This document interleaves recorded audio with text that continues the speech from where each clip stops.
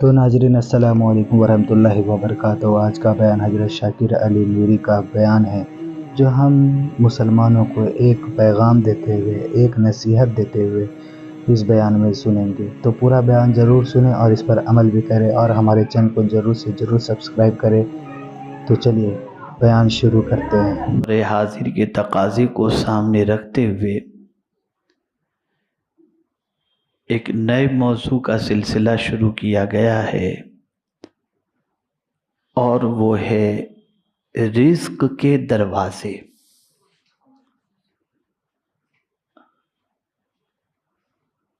اس وقت روزی کی تلاش کے اندر لوگ سرگرداں ہیں۔ بے روزگاری بڑی تیزی سے بڑھ رہی ہے،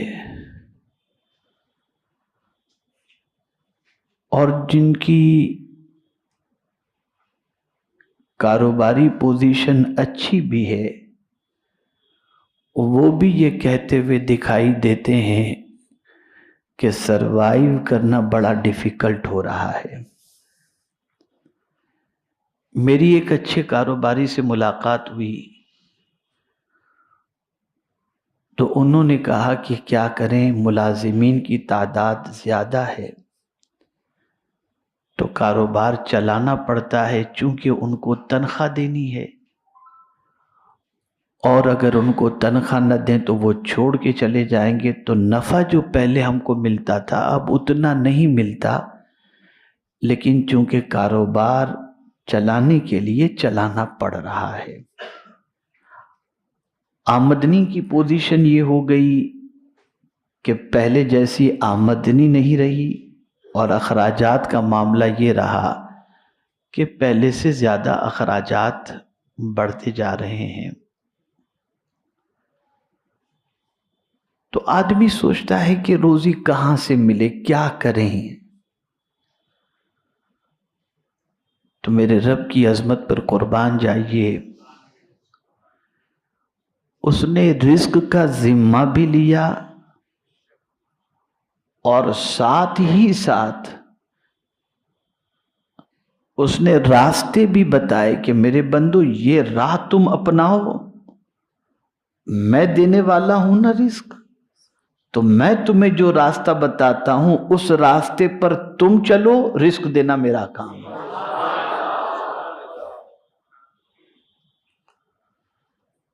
لیکن افسوس کی بات یہ ہے کہ دوسرا جو بھی راستہ بتائے آدمی اس راستے پر چلتا ہے، اور اللہ راستہ بتائے تو اس پر چلنے کے لیے تیار نہیں۔ آپ کہیں گے بڑی عجیب بات کر رہے ہیں، بالکل صحیح ہے۔ کوئی لاٹری کا راستہ بتا دے، چل پڑا آدمی۔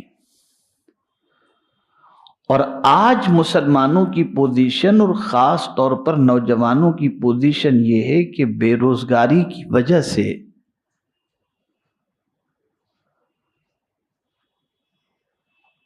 وہ لوگ کچھ ایسے کاروبار میں ملوث ہو جاتے ہیں جیسے ڈرگز کا کاروبار ہے اور غلط کاروبار، اس کے اندر انوالو ہو کر، ملوث ہو کر اپنی دنیا بھی برباد کرتے ہیں اور آخرت بھی برباد کرتے ہیں۔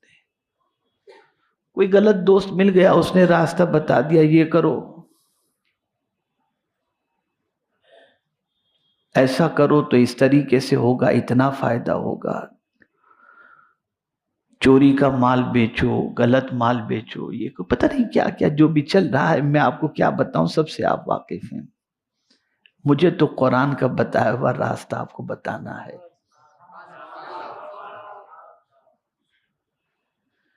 ایک دروازہ گزشتہ اجتماع میں آپ نے سماعت فرمایا تھا، اور وہ دروازہ یہ تھا کہ خود بھی نماز پر قائم رہو اور اپنے گھر والوں کو بھی نماز کا حکم دو۔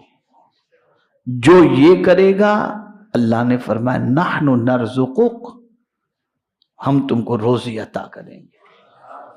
اب آج دوسرا دروازہ سن لیں۔ اللہ عز و جل ارشاد فرماتا ہے وَمَن يَتَّقِ اللَّهَ يَجْعَلْ لَهُ مَخْرَجًا، اور جو شخص ڈرتا رہتا ہے اللہ عز و جل سے، تو اللہ بنا دیتا ہے اس کے لیے نجات کا راستہ. میں جملے پر توجہ تھوڑی سی چاہوں گا. اللہ سے جو ڈرتا رہتا ہے اس کے لیے اللہ نجات کا راستہ بنا دیتا ہے. کس چیز سے نجات یہ ذکر نہیں، مطلق کہہ دیا گیا. حالانکہ اوپر کے تذکرے کے اندر طلاق اور ان ساری چیزوں کا معاملہ ہے، لیکن صوفیاء کرام فرماتے ہیں کہ نجات جو فرمایا گیا نا، اس سے مراد یہ ہے کہ جو بھی مصیبت ہو، ہر مصیبت سے اللہ نجات عطا فرماتا ہے.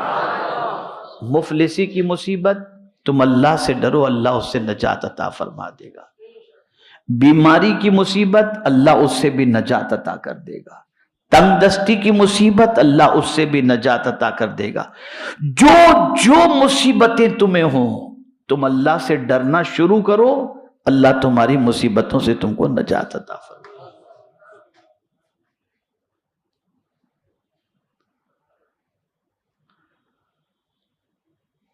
میرے پیارے آقا صلی اللہ تعالی علیہ وسلم کے پیارے دیوانوں، سب سے بڑی مصیبت اگر آپ آج کے دور میں تنگ دستی کو سمجھتے ہیں تو یہ آیت کریمہ اس طرف بھی توجہ دلا رہی ہے کہ تم اللہ سے ڈرنا شروع کرو. اب یہاں تھوڑے سے توجہ جاؤ. ہم نے کیا کیا؟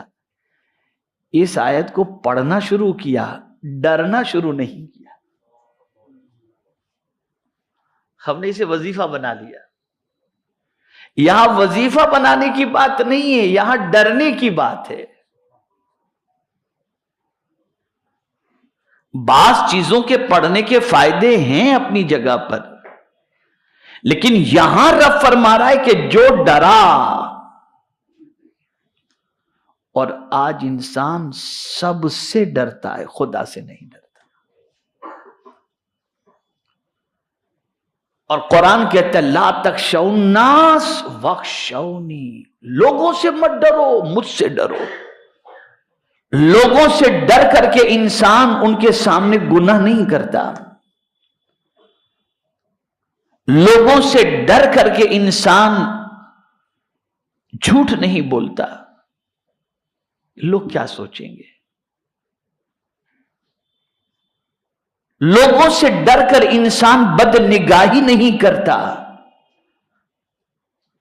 اور اسی کے ساتھ ساتھ لوگوں سے ڈر کر کے انسان گناہ بھی کر لیتا ہے، بد کرداری بھی کر لیتا ہے، سب یہ بھی کر لیتا ہے. اس لیے کہ کبھی کسی دوست کی مروت، کسی دوست کا ڈر، کسی کا وہ ڈر اس میں آدمی کر لیتا ہے. اور دوسرے اعتبار سے دیکھا جائے، بیوی کے ڈر سے، بچوں کے تنگ دستی کے ڈر سے بھی انسان وہ راستہ اپنا لیتا ہے جس راستے پر چلنے کا اللہ نے منع فرمایا ہے. قرآن کہتا ہے واخشونی، اللہ فرماتے مجھ سے ڈرو. اور یہ ڈر اگر کسی کے دل میں پیدا ہو جائے، یعنی اللہ کا، تو پھر مصیبتیں اس سے بھاگتی ہیں. پھر مصیبتیں بھاگتی ہیں. اور انسانوں میں سب سے زیادہ اللہ سے ڈرنے والے حضور صلی اللہ علیہ وسلم. وقت اتنا نہیں کہ میں حضور کے خوف خدا کے بارے میں زیادہ عرض کر سکوں.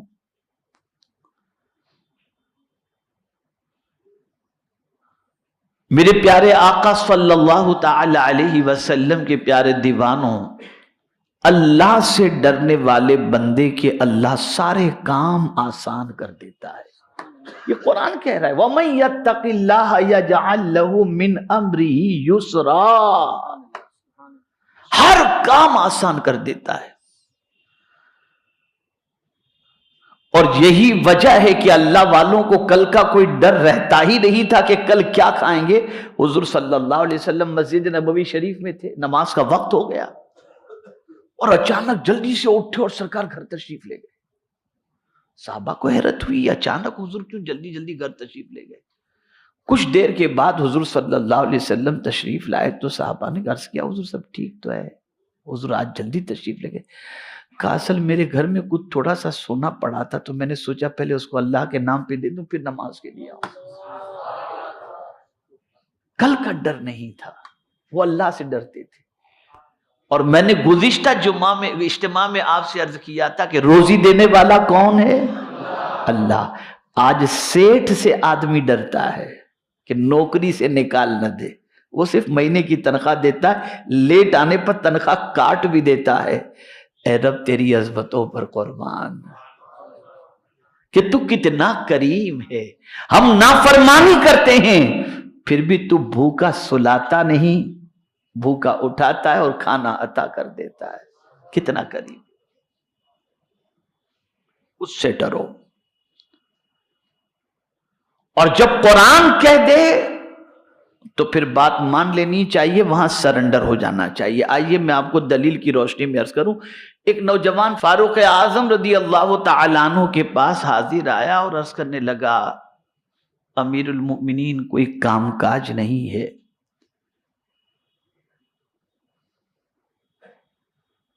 کچھ بتائیں تاکہ میں کروں. تو جیسے آج لوگ ڈگری مانگتے ہیں نا، تمہیں نوکری چاہیے، کچھ ڈگری وغیرہ ہے، کچھ پڑھے لکھے ہو؟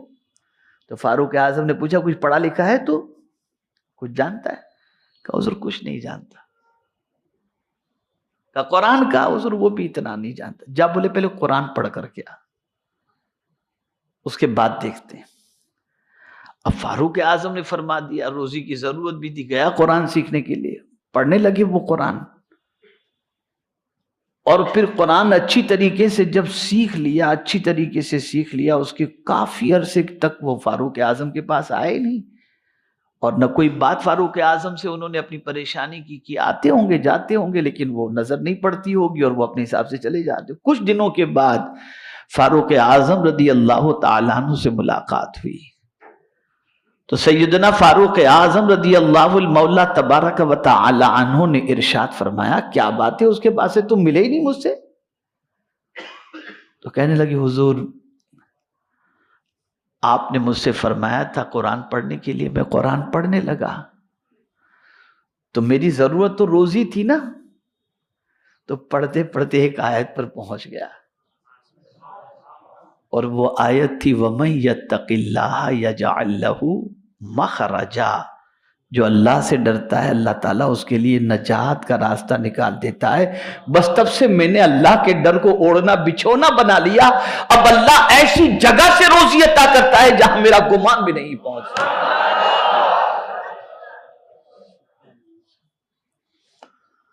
اب میں نے اللہ کا ڈر اپنے اوپر طاری کر لیا ہے. آج ہر چیز سے انسان ڈرتا ہے مسلمان، لیکن اللہ سے نہیں ڈرتا. اور پھر قربان جائیے میرے رب کی عظمت پر، اس نے صرف یہی نہیں کہا کہ نجات کا راستہ نکال دے گا بلکہ فرمایا وَيَرْزُقُهُ مِنْ حَيْثُ لَا يَحْتَسِبُ. ایسی جگہ سے تمہیں روزی عطا کرے گا جہاں تمہارا گمان بھی نہیں ہوگا، جہاں تمہارا گمان بھی نہیں ہوگا، اس جگہ سے اللہ روزی عطا فرمائے گا. اب یہ رسول ہے.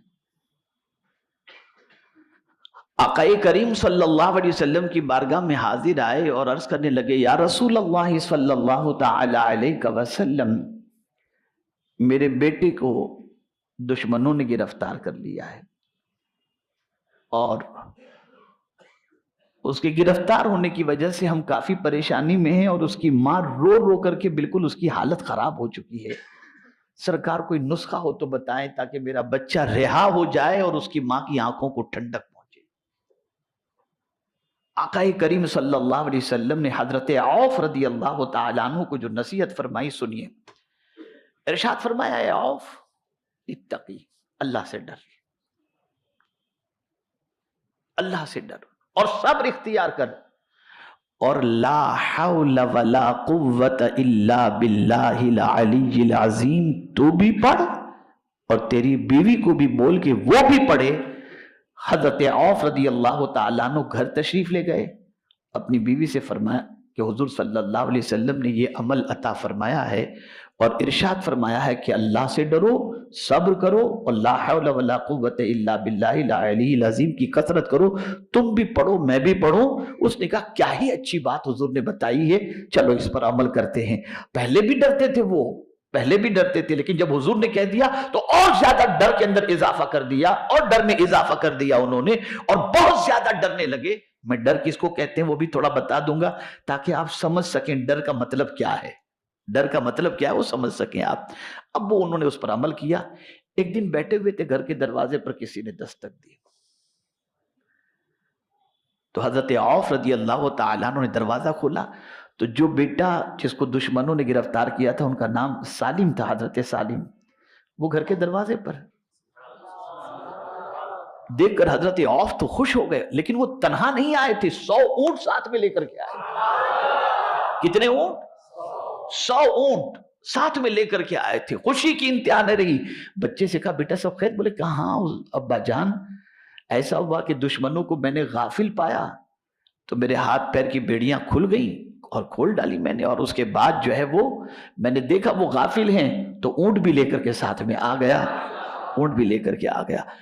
اب یہاں پر مفسرین کا کہنا ہے کہ اگر تم بے گناہ ہو اور تمہیں کوئی پریشانی اس قسم کی لاحق ہو گئی، تم لا حول ولا قوت الا باللہ کی کثرت کرو، اللہ تمہاری پریشانی کو دور فرما دے گا۔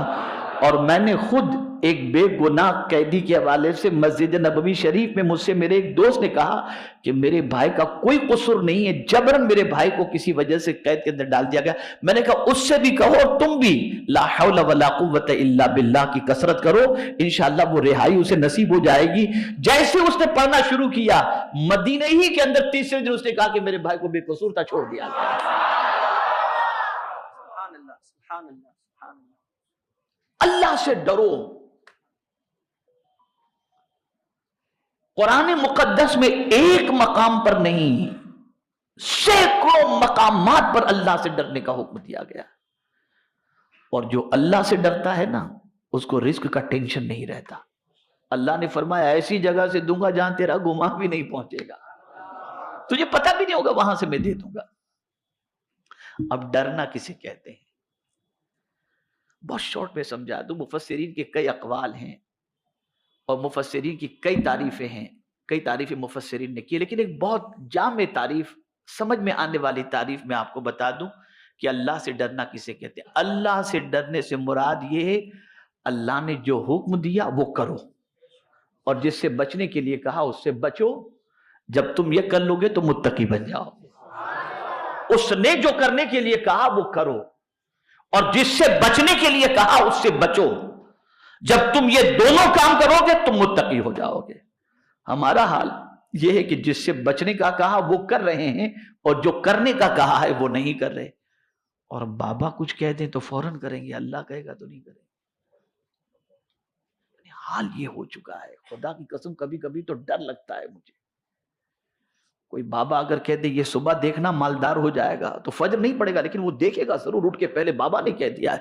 ارے تیرا عقیدہ خدا پر ہے کہ نہیں ہے؟ روزی کا خزانہ اس کے پاس ہے، رزق کا ذمہ اس کے دست قدرت میں ہے، اس پر بھروسہ کر کے اس نے جو کہا وہ کرو، اللہ تمہیں ضرور مالا مال فرمائے گا۔ تو ناظرین ویڈیو اگر اچھی لگے تو ضرور ویڈیو کو لائک کریں، اور ہمارے چینل پر اگر نئے ہیں تو ضرور سبسکرائب کریں، اور اللہ سے دعا کریں کہ اللہ ہمیں نیک عمل کرنے کی توفیق عطا فرمائے۔ تو ناظرین ملتے ہیں اگلی ویڈیو میں، تب تک کے لیے السلام علیکم ورحمۃ اللہ وبرکاتہ۔ سبسکرائب کیجئے ہمارے چینل ذکر رسول کو، اور بیل آئیکن کو پریس کیجئے جس سے آپ کو ہمارے نیو ویڈیو کی نوٹیفیکیشن ملتی رہے۔ ویڈیو اچھی لگے تو ہمارے ویڈیو کو لائک کریں اور ہمارے چینل کو سبسکرائب کریں۔